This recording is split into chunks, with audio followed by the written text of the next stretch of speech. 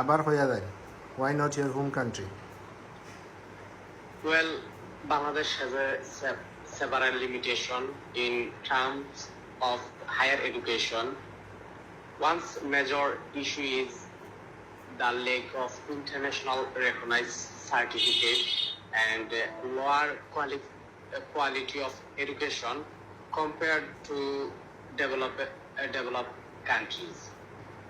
Also in Bangladesh, most master program take around 2 years or more, and there are often delays due to practical instability and season jam, which can waste a student valuable time. On the other hand, UK universities degrees are globally recognized and they are known for their high academic standard.